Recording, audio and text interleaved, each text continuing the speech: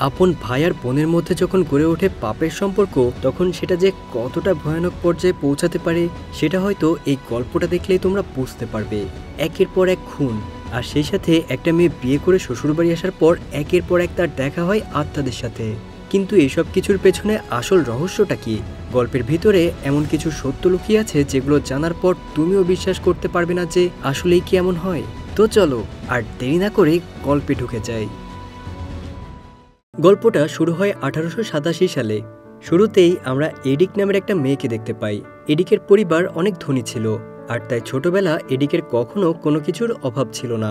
কিন্তু একটু বড় হওয়ার পরেই হঠাৎ করে তার মা কলেরায় আক্রান্ত হয়ে মারা যায়, আর মাকে হারিয়ে এরিক অনেক কষ্টে ছিল। একদিন যখন সে রাতে তার বিছানায় শুয়েছিল, হঠাৎ করেই তার রুমে একটা কালো ছায়া দেখতে পায় সে। আসলে এটা ছিল তার মায়ের আত্মা। ভয়ানক আত্মাটা এডিকের কাছে এসে তাকে বলে সব সময় ক্রিমসন পিক থেকে বেঁচে থাকবে। এটা বলেই তার মায়ের আত্মাটা যেন হাওয়ায় মিশে যায়। তো এরপর কেটে যায় প্রায় 14টা বছর। সময়টা তখন 1901। এরিক এখন অনেক বড় হয়ে গিয়েছে, আর এখন বড় হয়ে সে একজন লেখিকা হয়েছে। টুকটাক লেখালেখির পাশাপাশি ছোটবেলায় সে যে তার মায়ের আত্মা দেখেছিল সেটা নিয়েও একটা গল্প লিখে ফেলে সে। আর গল্পটা পাবলিশ করতে সে একজন পাবলিশারের কাছে যায়, কিন্তু পাবলিশার তাকে বলে আমার আসলে একটা লাভ স্টোরি দরকার, কিন্তু তুমি তো ভূতের গল্প লিখেছো, তাই আমরা এটা ছাপাতে পারবো না। কি আর করার। তো এরপর এরিক বাড়ি ফিরে আসে, আর খাওয়ার সময় তার বাবাকে বলে আমার গল্পটা রিজেক্ট হয়ে গেছে, তাই আমি এখন একটা নতুন গল্প লিখব। তখন তার বাবা কার্টার তাকে গল্প লেখার জন্য একটা নতুন কলম উপহার দেয়। তো পরদিন এরিক তার বাবার অফিসে বসে কাজ করছিল, তখন সেখানে থমাস নামের একজন লোক আসে। সে আসলে এখানে এরিকের বাবার সাথে দেখা করতে এসেছে। মিস্টার কার্টার একজন বিজনেসম্যান ছিলেন। থমাস আসলে তার নতুন আবিষ্কারের জন্য একজন ইনভেস্টর খুঁজতেই এখানে এসেছে। কিন্তু মিস্টার কার্টার থমাসের কথা শুনে তাকে বেশ কিছু প্রশ্ন করে, আর তিনি থমাসের এর আগের ব্যর্থতার কারণে ইনভেস্ট করতে রাজি হচ্ছিল না। তো সেদিন রাতে যখন একটা বিজনেস পার্টিতে যাওয়ার জন্য মিস্টার কার্টার রেডি হচ্ছিল, তখন এরিক তার কাছে এসে থমাসের ব্যাপারে জিজ্ঞাসা করে। মিস্টার কার্টার তখন জানিয়ে দেন আসলে আমার থমাস ছেলেটাকে খুব একটা ভালো লাগেনি, আর তাই আমরা তার প্রজেক্টে ইনভেস্ট করব না। এটা বলেই মিস্টার কার্টার পার্টির জন্য বের হয়ে যান। বাবা চলে যাওয়ার পর এরিক তার রুমে এসে বই পড়ছিল, আর ঠিক তখনই সে তার মায়ের আত্মাকে আবারও দেখতে পায়। তার মায়ের আত্মা আবারও তার কাছে এসে তাকে বলে ক্রিমসন পিক থেকে দূরে থাকবে। এরিক যেন কিছুই বুঝতে পারছিল না তার সাথে হচ্ছেটা কি এসব। সে প্রচন্ড ভয়ে ছিল, আর ঠিক তখনই তাদের বাড়ির একজন কাজের মহিলা এসে তাকে বলে থমাস নামের একজন আপনার সাথে দেখা করতে এসেছে, আর সে নিচে আপনার জন্য অপেক্ষা করছে। নিচে আসলে থমাস এরিককে তার সাথে সেই বিজনেস পার্টিতে যেতে বলে। এরিকও কিছু একটা ভেবে রাজি হয়ে যায়। এরপর যখন তারা পার্টিতে আসে, সেখানে আমরা থমাসের বোন লুসিকে দেখতে পাই। সে পার্টিতে বসে অনেক সুন্দর পিয়ানো বাজাচ্ছিল। এরপর থমাস এরিককে তার বোনের সাথে পরিচয় করিয়ে দেয়। পরিচয় পর্ব শেষ হলে থমাস এরিককে তার সাথে ডান্স করার জন্য অফার করে, আর তারা তখন দুইজন মিলে নাচতে শুরু করে। তো নাচ শেষে এরিক থমাসের উপর বেশ ইমপ্রেস হয়ে যায়, কিন্তু দূর থেকে এসব কিছু দেখে মিস্টার কার্টারের বিষয়টা একদমই পছন্দ হয় না। আর তাই পরদিন দেখা যায় কার্টার হোলি নামের একজন প্রাইভেট ইনভেস্টিগেটরকে ভাড়া করেছে, আর সে তাকে থমাস আর তার বোন লুসির ব্যাপারে খোঁজ নিতে বলে। অন্যদিকে আমরা এরিক আর থমাসকে দেখতে পারি তারা এখন প্রায়ই একসাথে সময় কাটাচ্ছে, আর আস্তে আস্তে একজন অন্যজনকে পছন্দ করে ফেলেছে। এরিক তখন তার লেখা নতুন গল্পটা থমাসকে পড়ার জন্য দিয়ে দেয়। এরিক সেখান থেকে চলে গেলে থমাসের বোন লুসি এসে তার সাথে কথা বলে। তো লুসি থমাসকে তখন জিজ্ঞাসা করে তুমি কি সত্যি এটা করতে চাও? এরিক কি কাজের জন্য অনেক ছোট না? কিন্তু থমাস এই ব্যাপারে কোনো কথাই বলতে চাচ্ছিল না। সে তখন লুসিকে বলে এত কিছু ভাবার সময় নেই, তোমার হাতের আংটিটা খুলে আমাকে দাও। তার এমন কথা শুনে বোঝাই যাচ্ছিল আসলে থমাস মন থেকে এরিককে পছন্দ করে না, বরং সে কোনো একটা কিছুর জন্য প্ল্যান করছিল। এদিকে সেই ডিটেকটিভ হোলি থমাস আর লুসির ব্যাপারে বেশ কিছু ইনফরমেশন কালেক্ট করে। আর সে মিস্টার কার্টারের কাছে এসে তাকে একটা খাম দিয়ে বলে আপনি বাড়ি ফিরে এগুলো খুলে দেখবেন। এর পরদিন দেখা যায় মিস্টার কার্টারের বাড়িতে আজকে একটা বিজনেস পার্টির আয়োজন করা হয়েছে, আর সেখানে থমাস আর তার বোন লুসিকেও আমন্ত্রণ জানানো হয়েছিল। পার্টিতে কথা বলতে বলতে থমাস লুসিকে তার বোনের সেই আংটিটা দিয়ে প্রপোজ করতে যাবে, আর ঠিক তখনই সেখানে কার্টার চলে আসে। আর সে তো আজকে বলে তোমার আর তোমার বোনের সাথে আমার কিছু কথা আছে। এটা বলেই সে তাদের দুইজনকে একটা রুমে নিয়ে আসে, আর রুমের ভিতরে সে তাদেরকে বলে আমি তোমাদের সত্যিটা জেনে ফেলেছি, কিন্তু এখানে কার্টার যে কি জানতে পেরেছে সেটা কিন্তু আমরা একটু পরেই জানতে পারবো। কার্টার থমাসকে একটা চেক লিখে দেয়, আর চেকটা থমাসকে দিয়ে কার্টার বলে তোমরা দুইজন আমাদের শহর ছেড়ে চলে যাও আর কখনো এখানে ফিরে আসবে না, কিন্তু যাওয়ার আগে তোমাকে আর একটা কাজ করতে হবে। এই কয়েকদিনে তুমি আমার মেয়ের সাথে যেভাবে ভালোবাসার অভিনয় করেছো ঠিক সেভাবেই তার সাথে ব্রেকআপ করে তোমাকে যেতে হবে, যাতে করে সে দ্রুত তোমাকে ভুলে যেতে পারে। এতগুলো টাকা পেয়ে থমাস আর তার বোন রাজি হয়ে যায়। তাই খাবার টেবিলে এসে থমাস সবাইকে বলে, এই শহরে আমাদের কাজ শেষ, তাই আমরা কাল সকালেই আমেরিকা ছেড়ে লন্ডনে চলে যাচ্ছি। কিন্তু এই কথা শুনে এরিকের মন খারাপ হয়ে যায়, তাই সে চেয়ার থেকে উঠে চলে যাচ্ছিল। তখন থমাসও তার পেছন পেছন আসে। থমাস এসে তাকে বলে, আমাদের মধ্যে যা কিছু ছিল সেটা শুধুমাত্র বন্ধুত্ব, তাই তুমি এভাবে রিয়্যাক্ট করতে পারো না। আর তাছাড়া আমার মনে হয় তোমার গল্প না লেখাই ভালো, কারণ তুমি আমাকে যে গল্পটা দিয়েছিলে সেটা আমি পড়েছিলাম, আর এর থেকে বাজে গল্প আমি আমার জীবনে কখনো পড়িনি। এরিক তখন থমাসের কথায় রেগে গিয়ে তার গালে একটা ঠাস করে চড় মারে। আর এর পরদিন আমরা দেখি সকালে রেডি হওয়ার জন্য মিস্টার কার্টার যখন তার বাথরুমে শেভ করছিল তখন সেখানে একটা লোক আসে, আর সে এসে মিস্টার কার্টারের উপর আক্রমণ করে তাকে মেরে ফেলে। অন্যদিকে তখন এরিক কিছুই জানে না। সে যখন তার বিছানায় শুয়েছিল তখন সেখানে একটা কাজের মেয়ে আসে আর তাকে বলে, থমাস আপনার বইটা ফেরত দিয়েছে আর তার সাথে একটা চিঠিও পাঠিয়েছে।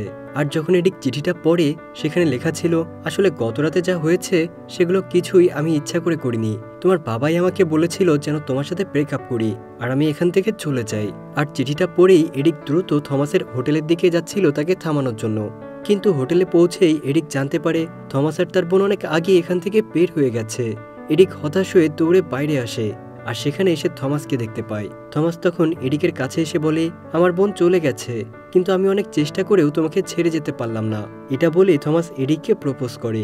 এডিকও এতদিন থমাসকে মনে মনে ভালোবেসে ফেলেছিল, তো সে তার প্রস্তাবে রাজি হয়ে যায়। এরপর তারা দুজন বেশ খুশি মনেই হোটেল থেকে বের হচ্ছিল, আর তখন সেখানে মিস্টার কার্টারের অ্যাসিস্ট্যান্ট আসে আর এডিককে বলে, তোমার বাবা মারা গেছেন, তার বডি হসপিটালে নিয়ে যাওয়া হয়েছে। বাবার লাশ দেখতে এডিক যখন হাসপাতালে আসে সেখানে সে অনেক ভেঙে পড়েছিল। আশেপাশে সবাই বলাবলি করছিল হয়তো পাপি ছেলে বাথরুমের মধ্যে পড়েই তার বাবার মৃত্যু হয়েছে, কিন্তু সেখানে এডিকের ছোটবেলার বন্ধু এরিক, যে কিনা একজন ডাক্তার, সেও ছিল। এরিক লাশটাকে ভালোভাবে দেখে বলে, আমার তো মনে হচ্ছে কেউ একজন ইচ্ছে করে মিস্টার কার্টারকে মেরেছে, আর ক্রাইম সিনটা এমনভাবেই সাজিয়েছে যেন দেখে মনে হয় অ্যাক্সিডেন্ট ছিল। এরপর বাবার মৃত্যুর পর এডিক পুরোপুরি একা হয়ে পড়েছিল। তখন থমাস আর সে বিয়ে করে ফেলে। বিয়ের পর থমাস এডিককে নিয়ে তার নিজের বাড়ি লন্ডনে চলে আসে, আর এখানে থমাসের একটা বিশাল মহল ছিল, আর এই মহলের নাম ছিল অ্যালারডেল হল।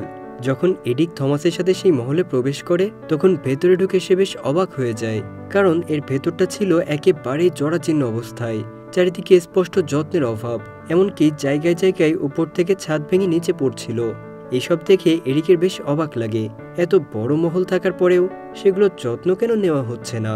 থমাস তখন বলে, এই মহলটা আমি উত্তরাধিকার সূত্রে পেয়েছি, আর সে এটাও বলে চারপাশে ঠান্ডা আবহাওয়া আর অতিরিক্ত বৃষ্টির কারণেই আমাদের এই মহলটা আস্তে আস্তে এর চারপাশে থাকা লাল মাটির নিচে ডেবে যাচ্ছে। তারপর থমাস এডিককে নিয়ে উপরে চলে আসে। এর কিছুক্ষণ পর তার বোন লুসি বাড়ি ফিরে আসলে জানায় সে পোস্ট অফিসে গিয়েছিল আর সেখানে থমাসের মাটি খোঁড়ার মেশিনের কিছু পার্টস এসেছে, কিন্তু সেগুলো আনতে হলে থমাসকেই যেতে হবে। এরপর এডিক যখন ফ্রেশ হওয়ার জন্য গোসলে যায় তখন তার পেছন থেকে একটা আত্মা আসে, আর আত্মাটা যেন তাকে কিছু একটা বলতেই চাচ্ছিল, কিন্তু এডিক পেছনে ফিরে কিছুই দেখতে পায় না। আসলে থমাস আর তার বোন লুসি কিছু একটা প্ল্যান করছিল, কারণ তারা যখনই এডিককে চা খাওয়াচ্ছিল সেটার সাথে সে কিছু একটা মিশিয়ে দিয়েছিল। এদিকে আমরা তখন দেখতে পাই এডিকের বাড়িতে তার জিনিসপত্রগুলো লন্ডনে পাঠানোর প্রস্তুতি নেওয়া হচ্ছিল, আর তখন সেখানে ডাক্তার এরিকও ছিল। সে হঠাৎ করেই মিস্টার কার্টারের টেবিলের উপর তার চেক বইটা পায়, আর সেখানে দেখে সর্বশেষ চেকটায় লেখা ছিল থমাসের নাম, আর এটা দেখে এরিকের থমাসের উপর সন্দেহ হয়। অন্যদিকে যখন এরিক তাদের রুমে ঘুমাচ্ছিল হঠাৎ করেই তার ঘুম ভেঙে যায়। সে পাশে ফিরে দেখে থমাস তার সাথে নেই, তাই সে একটা মোমবাতি হাতে নিয়ে থমাসকে খুঁজতে বের হয়, কিন্তু সে বাইরে এসে একটা বক্সের মধ্যে কিছু রেকর্ডিং দেখতে পায়। এরপর যখন সে পেছনে ফেরে তখন সেখানে সে একটা ভয়ানক আত্মা ফ্লোর থেকে উঠে আসতে দেখে। আত্মাটা হামাগুড়ি দিয়ে তার দিকে খুব ভয়ানকভাবে এগিয়ে আসছিল। এরিক এটা দেখে অনেক ভয় পেয়ে যায়, তাই সে দৌড়ে সেখান থেকে পালানোর সময় লিফটে করে বাড়ির একদম নিচে বেসমেন্টে চলে আসে, আর সেখানে এসে সে দেখতে পায় বেসমেন্টে অনেকগুলো ট্যাঙ্ক রাখা ছিল, আর সেই ট্যাঙ্কগুলোতে লাল মাটি রাখা ছিল। তখন সেখানে আশেপাশে দেখতে দেখতে হঠাৎ করেই তার চোখ পড়ে একটা বক্সের উপর, আর সেই বক্সে তালার উপর ইনোলা নামটা লেখা ছিল। পরদিন যখন থমাস বাইরে কাজ করছিল এরিক তার কাছে আসে এই বিষয়ে জানতে, কিন্তু ইনোলার নাম শুনতেই হঠাৎ করেই যেন সে বিষয়টাকে অ্যাভয়েড করতে চাচ্ছিল।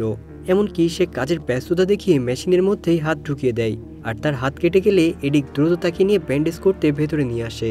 তখন ইনোলার টপিক পাল্টাতে থমাস নিজে থেকেই বলতে থাকে তারা এখন যে জায়গাটাতে আছে এই জায়গাটাকে ক্রিমসন পিক বা লাল পাহাড় বলা হয়, আর এখানকার বিশেষত্ব হলো এই জায়গাটার মাটি রক্তের মতো লাল, যেটার কোথাও হয় না।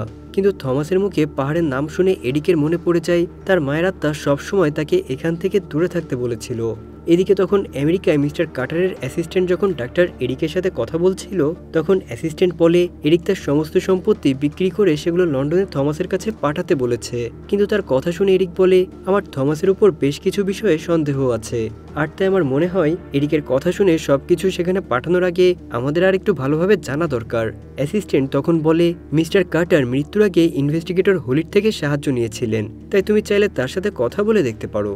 আর ওই দিন রাতে যখন এডিক আবারও ঘুমাচ্ছিল, তখন হঠাৎ করেই তার ঘুম ভেঙে গেলে তার মনে হচ্ছিল এই রুমে কেউ একজন আছে, আর আজকেও তার পাশে থমাস ছিল না। এডিক তখন সাহস করে রুমের মাঝখানে এসে বলে যদি সত্যিই কেউ এখানে থেকে থাকো তাহলে আমার হাত ধরে আমাকে তোমার উপস্থিতির প্রমাণ দাও। আর সাথে সাথেই অদৃশ্য কিছু একটা এডিকের হাত ধরে তাকে মাটিতে বসিয়ে দেয়। তো এরপর এডিক ওয়াশরুমে আসলে সে বাথটাবের মধ্যে একটা আত্মাকে দেখতে পায়। আত্মাটা এডিককে দেখে তার দিকে এগিয়ে এসেছিল আর তাকে বারবার এই মহল ছেড়ে চলে যেতে বলছিল। আত্মাটা বলে যদি তুমি এখান থেকে না যাও তাহলে ওরা তোমাকেও মেরে ফেলবে। এটা দেখে এডিক ভয়ে চিৎকার করতে করতেই বের হয়ে আসলে থমাসের সাথে তার দেখা হয়ে যায়, আর থমাসকে সে সবকিছুই খুলে বলে। কিন্তু থমাস তাকে সান্ত্বনা দেওয়ার জন্য বলে হতে পারে তুমি বাড়িতে বসে বসে বিরক্ত হয়ে গিয়েছো, তাই এমন সব দুঃস্বপ্ন দেখছো। চিন্তার কিছু নেই, আমি কালকেই পোস্ট অফিসে যাচ্ছি, আর তুমিও চলো আমার সাথে একটু বাইরে থেকে ঘুরে আসলে তোমার মনটাও ভালো লাগবে। তো এরপর থমাস আর লুসি যখন নিজেদের মধ্যে কথা বলছিল, তখন লুসি বলে এডিক যদি একবার প্রপার্টি পেপারে সাইন করে দেয় তারপরে তাকে আমাদের আর প্রয়োজন নেই, তাকেও আমরা মেরে ফেলতে পারবো। আমরা লুসির এই কথা দেখে বুঝতে পারি আসলে দুই ভাই বোন এসব কিছু করছিল টাকার জন্য। এডিকের বাবার অনেক টাকা ছিল, আর সেজন্যই তারা প্ল্যান করেই এডিককে ফাঁসিয়ে এখানে নিয়ে এসেছিল। তো পরদিন থমাস আর এডিক যখন পোস্ট অফিসে আসে তখন দেখা যায় সেখানে থমাসের জন্য ইতালি থেকে একটা চিঠি এসেছে, আর এডির জন্য এসেছে দুইটা চিঠি। থমাসের জন্য আসা চিঠিটার নামের প্রথম অক্ষর ই ছিল, আর এটা দেখে এডিকের ইনোলা নামটা মনে পড়ে যায়। এডিক বুঝতে পারছিল নিশ্চয়ই থমাসের সাথে ইনোলা নামের কোনো একটা সম্পর্ক রয়েছে। আর তখনই বাইরে থেকে তাদের ড্রাইভার এসে থমাসদেরকে জানায় বাইরে অনেক বরফ পড়তে শুরু করেছে, তাই বরফের ঝড় না থামা পর্যন্ত তাদেরকে এখানেই থাকতে হবে। আর বিয়ের পর এই প্রথমবার তারা দুইজন একসাথে রাত কাটাচ্ছিল। এর আগে থমাস সবসময় গবেষণার কথা বলে এডিককে একা রেখে রাতে অন্য কোথাও চলে যেত, তবে এই প্রথমবার তারা দুইজন একে অপরের কাছাকাছি আসে। অন্যদিকে তখন ডাক্তার এডিক ডিটেকটিভ হোলির সাথে দেখা করতে এসেছিল। মিস্টার হোলি তখন জানায় মিস্টার কাটার থমাসের ব্যাপারে সত্যিটা আগেই জেনে গিয়েছিল, আর সত্যিটা এই ছিল যে থমাস আগে থেকেই বিবাহিত। পরদিন থমাসের এডিক বাড়ি ফিরে আসলে এডিক দেখে লুসি অনেক বেশি রেগেছিল, আর সে সব থেকে বেশি রেগেছিল যে তারা দুইজন একসাথে রাতে বাইরে ছিল। কিন্তু এর কারণটা আসলে কি সেটা এডিক কিছুতেই বুঝতেই পারছিল না।